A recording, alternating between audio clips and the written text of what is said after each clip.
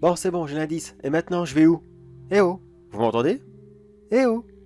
Bah, bah merde alors. Mon oreillette. Bah qu'est-ce que... Oh merde, elle est foutue. Oh, quelle poisse. Je vais faire comment, moi, maintenant, si j'ai plus leur direction? Bah, vous, caméraman, vous entendez quelque chose? Non, vous non plus. Bon, ce bug doit être général alors. Ça doit venir d'eux. Bon bah tant pis, on va essayer de chercher ça. Alors voyons, c'est écrit, prenez la route en direction du nord, une voiture vous y attendra pour continuer votre étape. Alors je pense que la prod a dû prévoir un véhicule pour nous rendre à cet endroit. Je ne sais pas où exactement, mais on doit trouver quelqu'un qui doit nous amener. Bah allez, je fonce, pas de temps à perdre.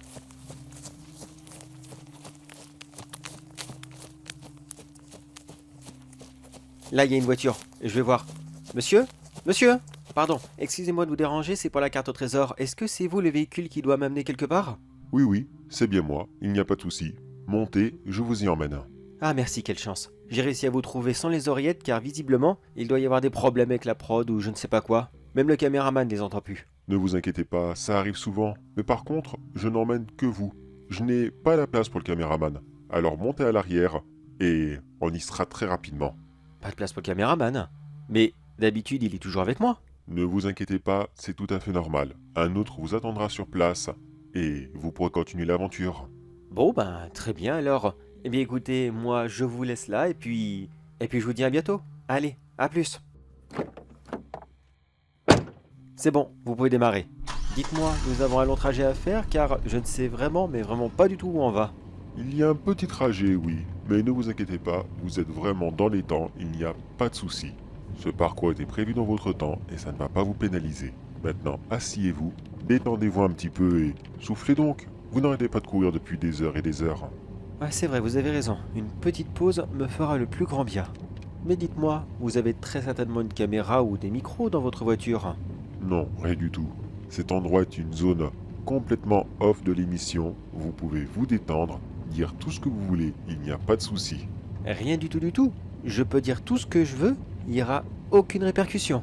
Absolument aucune, je suis vraiment en mode off. Vous pouvez faire tout ce que vous voulez, sauf lâcher une énorme caisse. Faut pas abuser quand même. Ok d'accord, bon bah tant pis dommage. Mais dites-moi, c'est quand même assez bizarre. Je suis un très grand fan de la chasse au trésor et je n'ai jamais entendu parler d'un tel véhicule comme cela qui était complètement coupé. C'est nouveau? Oui, complètement nouveau. Ça vient d'être mis en place cette année. Disons que c'est un petit système qui permet aux candidats de faire une petite pause. Car vous voyez, il y a eu quelques soucis l'année dernière. Apparemment, certains ont un petit peu trop poussé. Et du coup, ils ont fait des malaises.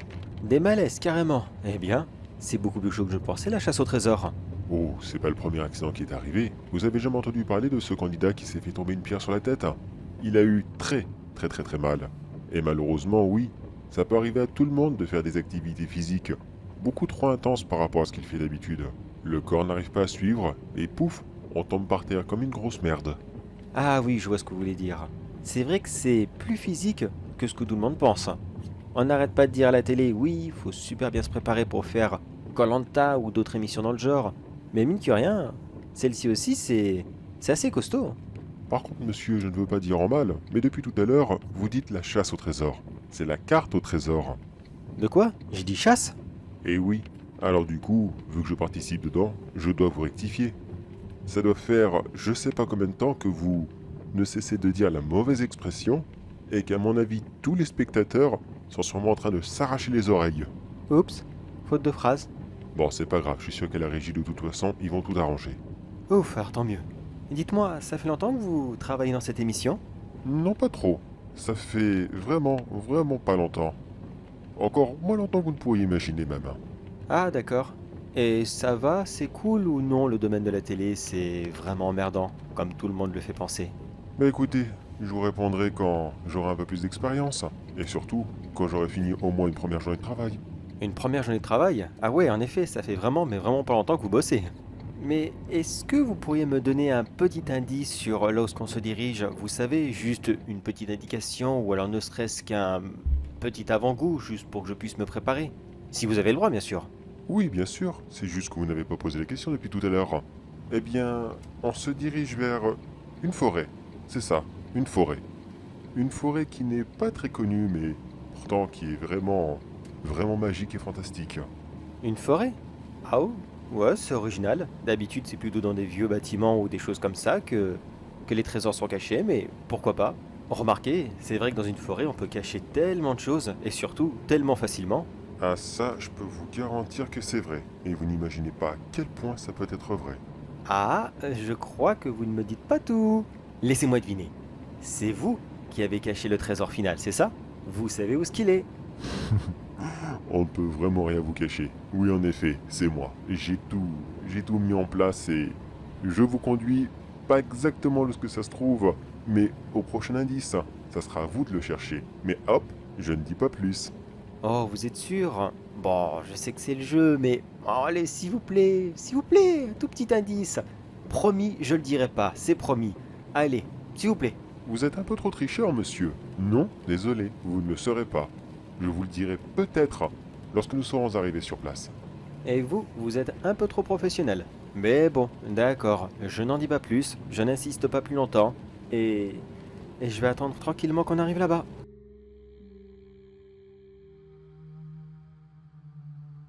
C'est bon, monsieur, nous sommes arrivés. Ah oui, en effet, la forêt. Waouh, c'est vrai que c'est grand. Bon ben, je descends et puis je vous remercie pour la route. Mais d'ailleurs, où est le caméraman? Où est le reste de l'équipe? Vous aviez dit qu'il serait là pour m'attendre. Ah, tiens, oui, c'est vrai, ils sont pas là. C'est... C'est bizarre. Normalement, ils devraient être ici. Eh bien, vous savez quoi? Je vais venir avec vous et je vais les chercher. C'est vraiment, mais vraiment pas normal qu'ils ne soient pas déjà là en train de vous attendre. Je pense que la prod n'a pas dû leur passer le mot. Ah, je ne dis pas non pour que vous restez avec moi parce que je vous cacherai pas que les forêts, ça a jamais été trop mon dada. Enfin, façon de parler.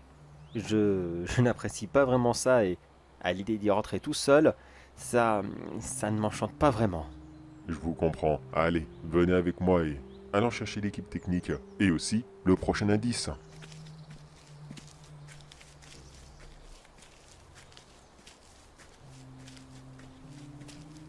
Bon, apparemment, ils ne sont pas là. Ça fait quelques secondes qu'on cherche. C'est vrai, on pourra attendre plus longtemps.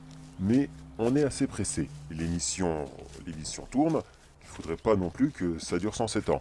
Alors vous savez quoi? Oui, je sais où tout est placé. Alors normalement, ça devait être l'autre caméraman qui devait vous donner l'indice.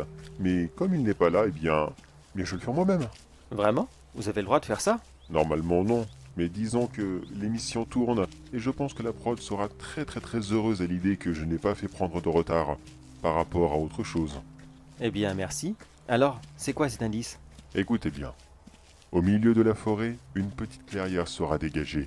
Celle-ci semblera vide et désarmée, mais tu pourras y trouver tout ce que tu es venu chercher. Milieu de la forêt? Bon, bah, je sais pas du tout où il faut aller, mais bon, j'y vais alors. Est-ce que vous venez encore avec moi? Oui, oui, il faut à tout prix que je reste avec vous. On ne sait jamais. Si vous vous perdez ou quoi que ce soit d'autre, eh bien, ça rajoutera du temps et ce n'est vraiment, mais vraiment pas bon. Bah, ok. Alors, en route?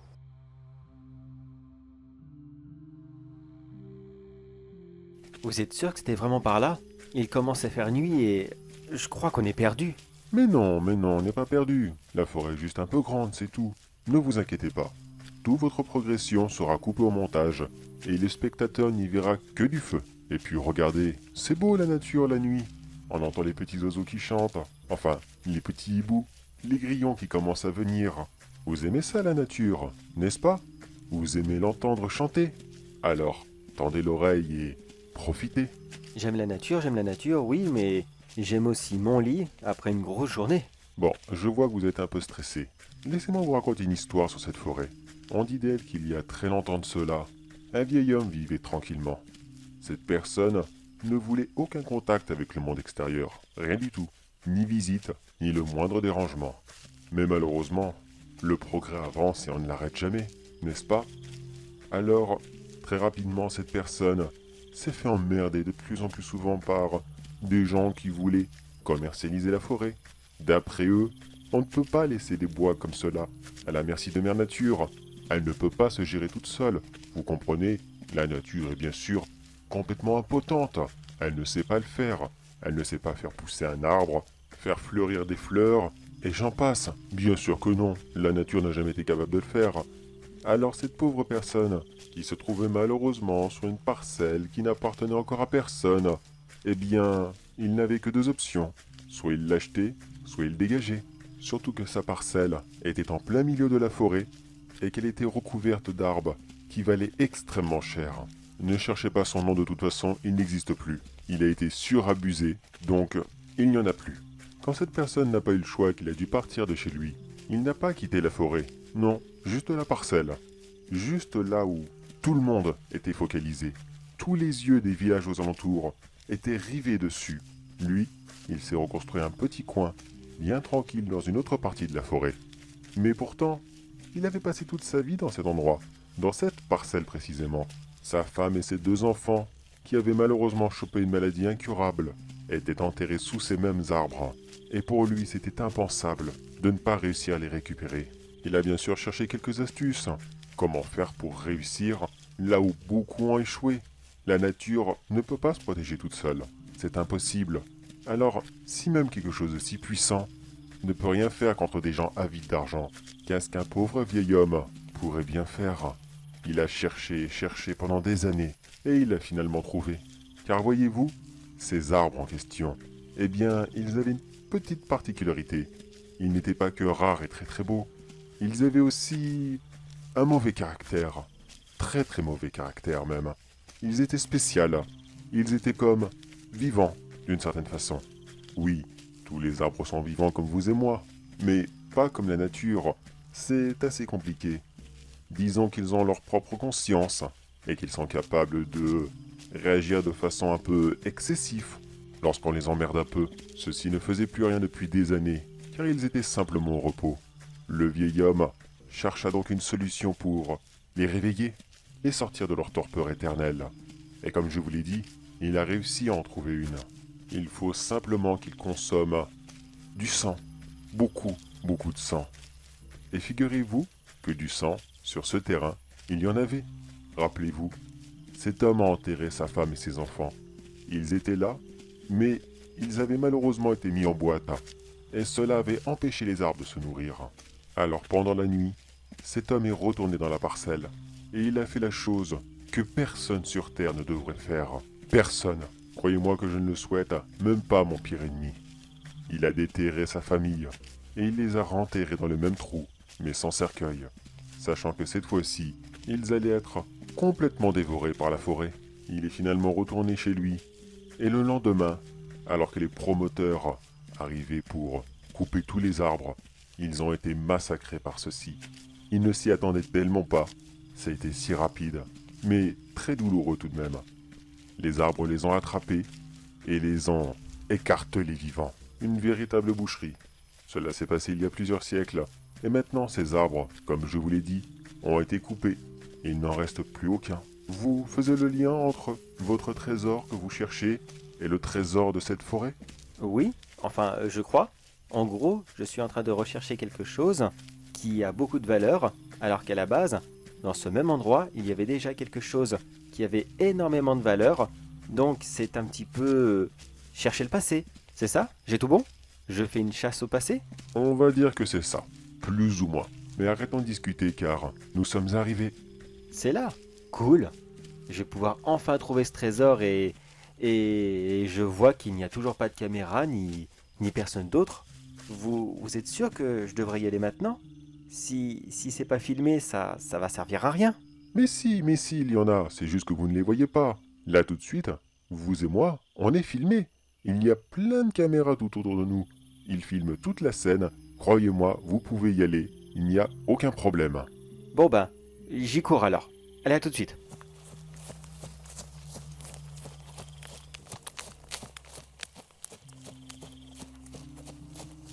Bon, je ne vois rien, mais là, il y a une pelle. Je pense que si je commence à creuser et... Raymond, tu m'entends? Oh, Raymond, est-ce que tu m'entends? Oh putain, mon oreillette, j'avais oublié de l'enlever. Oui, c'est bon, je t'entends parfaitement. C'est bon, je suis arrivé sur place. Le gars que vous m'avez envoyé, il m'a guidé directement dans la forêt et là, je m'apprête à creuser. Je vais trouver le trésor, y a pas de souci. Mais Quel gars? Quelle forêt? Oui, on t'a envoyé quelqu'un. Mais t'es jamais venu. Mais bien sûr que si. Je suis allé voir une voiture et il m'a dit que c'était le chauffeur. Alors, je suis monté et il m'a emmené ici. Bon, c'est vrai, le caméraman m'a pas suivi. Mais tout est ok, c'est bon. Vos caméras me filment, là je vais creuser et c'est bon, j'aurai terminé. Mais non, pas du tout. C'était jamais prévu qu'on aille dans une forêt. Écoute, je sais pas du tout dans quelle voiture tu es monté, mais je peux t'assurer que cette personne n'est pas avec nous. Bah alors, s'il est pas avec vous, c'est qui et pourquoi est-ce qu'il m'a emmené ici? Je n'en ai aucune idée. Mais franchement, d'après ce que tu me racontes, là, c'est vraiment pas normal. Écoute, on ne le connaît pas, ce type-là. Je peux t'assurer qu'il n'est pas avec nous. S'il t'a emmené dans une forêt la nuit en te faisant croire qu'il travaillait pour l'émission, eh bien c'est vraiment, vraiment bizarre. Écoute, si tu veux un conseil, barre-toi. Barre-toi le plus vite possible parce que là, c'est vraiment, vraiment étrange ce qu'il t'arrive. Tu crois? Bon bah d'accord. Il arrive, je vais essayer de partir vite fait. Je crois qu'il m'a entendu parler depuis tout à l'heure. Vite, je me tire. Putain, il court derrière moi. Et il court très vite ce con. Non, non, non. Raymond, tu m'entends? Raymond? Raymond, dis-moi quelque chose. Eh oh! Est-ce que tu es encore là? Raymond?